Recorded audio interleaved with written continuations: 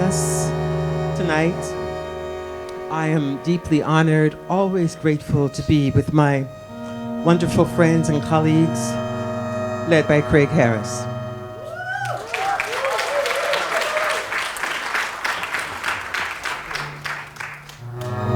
So I'm really not a performer. I actually don't like performing at all. I would much rather be at home and at my desk working and doing what I think I do best. This piece, The Shape of Things, I think comes out of my long and deep concern about who we are, what we are, and how do we think of ourselves as a nation and as a country of diverse, dynamic people. I've been tracking some ideas for many years. It didn't start last week, last month, 2 years ago, 3 years ago, but I've been really working with the same core ideas now for about 40 years, 45 years. About 45 years ago, I went to a rather extraordinary lecture that was given by the President of the Bank of America. Actually, it was a commencement address for my boyfriend, and I was there to support him. And at that meeting, at that conference, graduation, he said that by sometime in the year 2025, 2024, that the country would be, that the United States would be a majority minority country.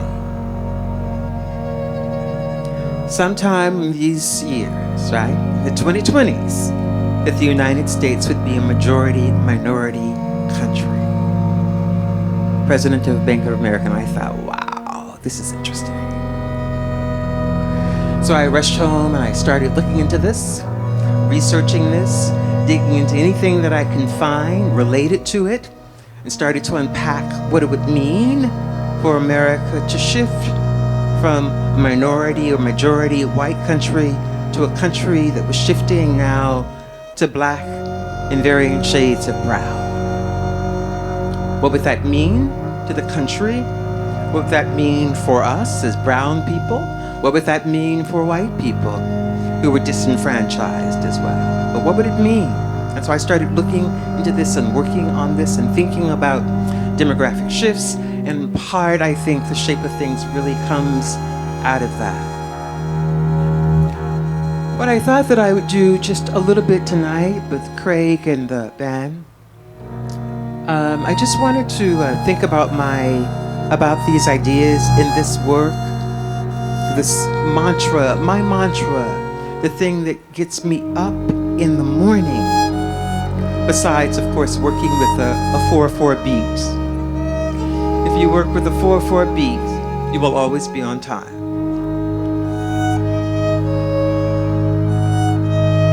A woman stands in the thaw of winter, the beginning of spring, reflecting, considering, imagining, contemplating the past, and imagining the future. With the future, she could be there in an instant, or she could be in the past, or in the now. And lost in memory, the woman faces history, a history with a story that's been told 1,000 times before. But if you look on the horizon here and there, one could see the fluttering wings of doves, wings like time batting out beats of hope. And hope was the thing missed, the thing hoped for. You could almost taste it, but it was just out of reach, just above your head. A woman stands in the thaw of winter, the beginning of spring, reflecting, considering, imagining, contemplating the past, and considering the future. With one step, she could be in the future in an instant, or in the past, or in the moment the now. But to get to now, to this moment, she needs to look back over the landscape of memory. Over the landscape of memory. And lost in memory, the woman then faces history. A history with a story that has been told 1,000 times before. But if you look on the horizon here and there, first seen now hidden are little sightings of hope, of dreams, of memories.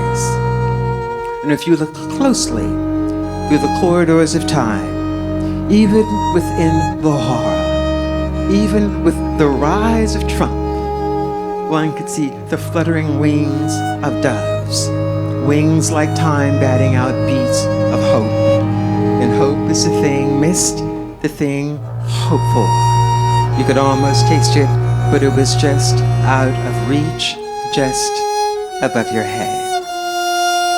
And I believe that in some way, this project brings us to the moment of now, where we are, how we consider ourselves, how we will move forward, how we will cast our ballot, ourselves into the going forth. This Tuesday will be significant as we mark another historic moment in the making of democracy, in the making of America, what it can be, what it could be, what it must be, as we shift from white to black in varying shades of brown. Craig is going to take us out, and then I'm going to come back and answer and talk with Precious and maybe with Gavin Brown a little bit about other things, and maybe there are questions and comments in the room.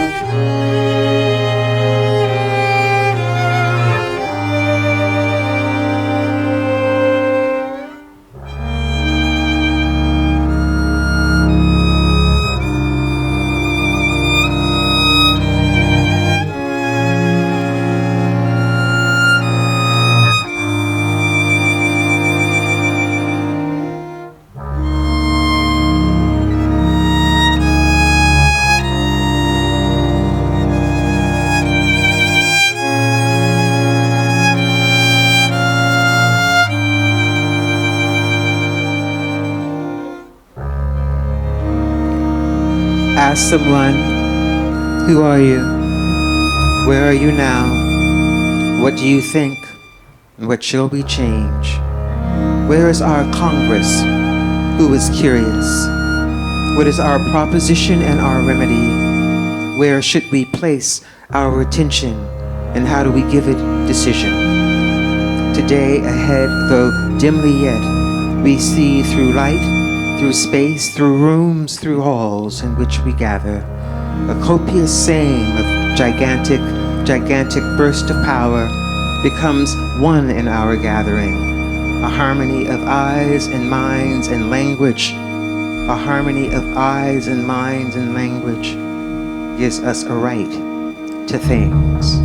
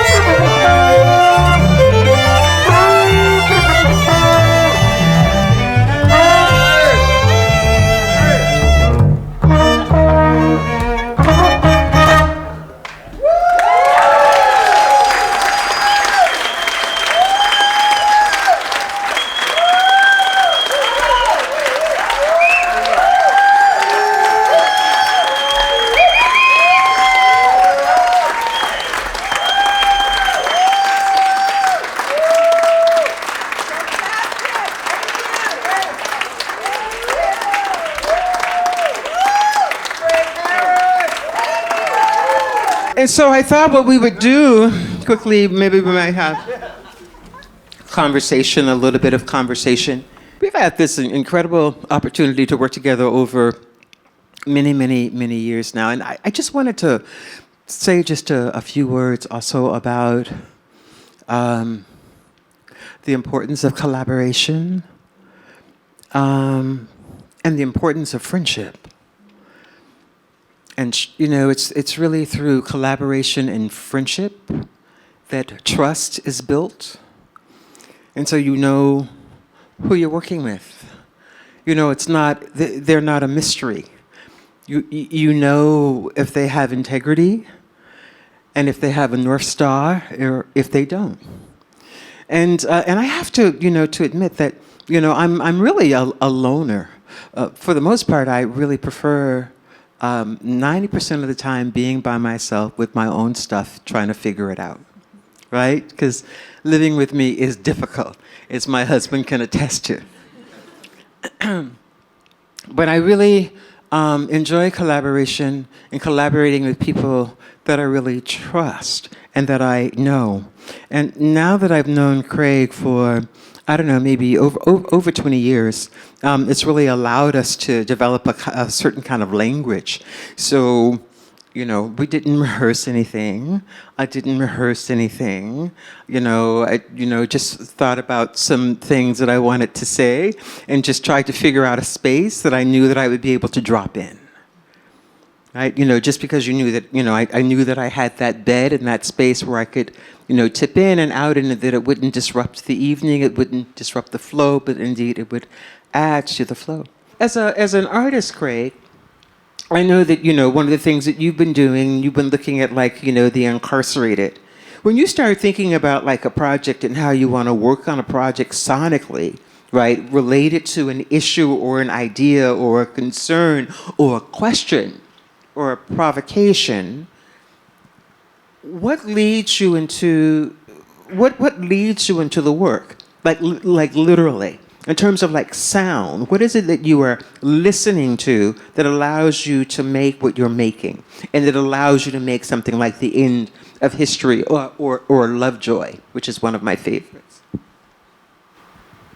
Well, you ask some hard questions. It's like, I just come from, it's like you said, I stand, that old cliche, I stand on the shoulders of giants. People have always, everything I do is about, it's like, to be on the planet where the service is the rent you play to be on the planet.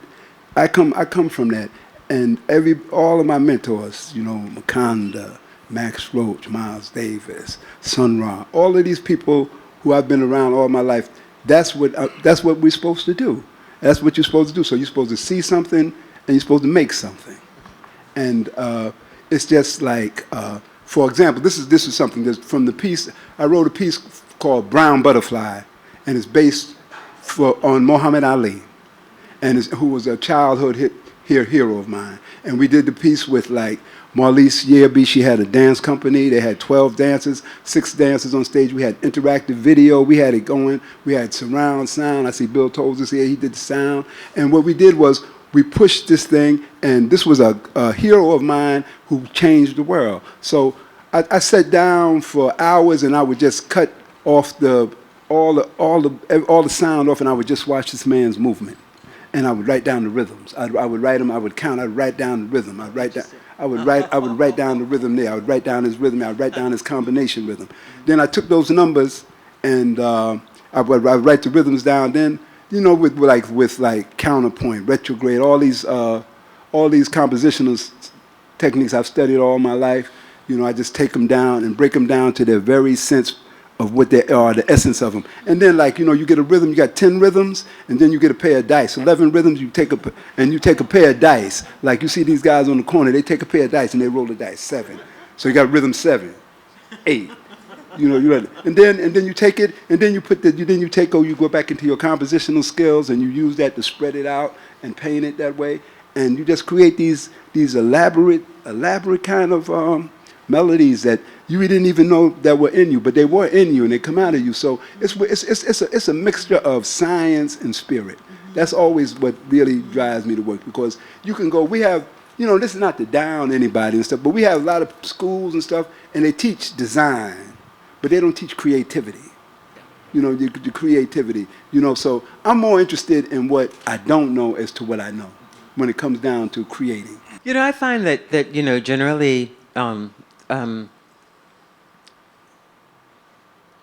ideas, you know, when you're really working hard, you know, you're really working hard, that that the body, that that it's only really through rest that ideas, because they're dreams in a way, finally are allowed to emerge, right? So you sort of,